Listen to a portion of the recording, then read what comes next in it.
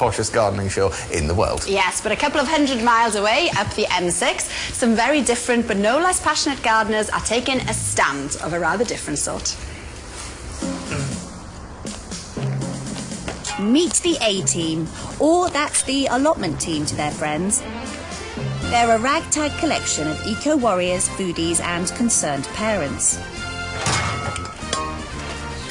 Now they're defying the authorities to claim private land that they believe belongs to the people.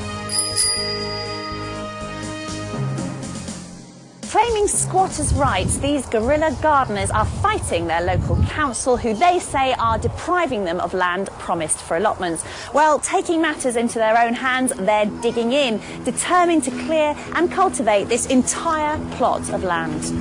We come in peace, they said, to dig and sow. We come to work the lands in common and to make the waste grounds grow. This earth divided, we will make whole. So it will be a common treasury for all. If we cultivate this land's then not going to waste. It's been like this for 8 years, and it's a crime, really. So why is it important that you come and dig this soil? I think it's important to me, particularly with the kids, to be introducing to growing their own vegetables. Will it be exciting to eat the vegetables that you grow, that you've actually grown? Because it's free. Because it's free. Good point. The site on Ashton Moss near Manchester was promised for 70 allotments over 10 years ago, after a nearby motorway was widened, wiping out hundreds of existing plots. But after the work was finished, nothing happened. Now, every Saturday, local residents turn up with their own shovels and spades. It's part of a wider movement of so-called guerrilla gardeners who illicitly clean up and cultivate land in urban areas they believe are being neglected. So, Nigel, why now? Why are you doing this now? Why now? Because we've lost patience with the council.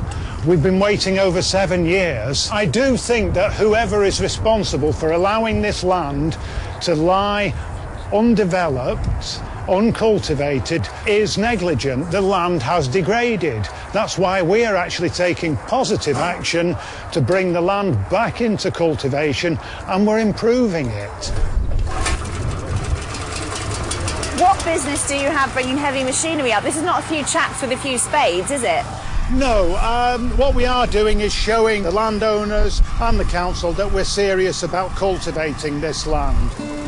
It seems the would-be gardeners are caught up in a bureaucratic nightmare, with no one certain what the land's intended use will be. The One Show asked to interview someone from the council so that they could clarify their position, but they declined to put anybody forwards. We also asked to interview the agents who act on behalf of the landowner, but they too declined to speak on camera.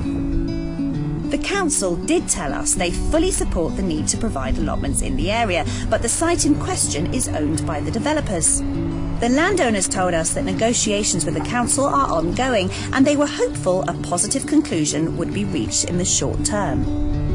Allotment expert Dave Morris has seen similar problems across the country. We've just completed a recent survey, and that showed something like 150,000 people in the country on waiting lists for allotments.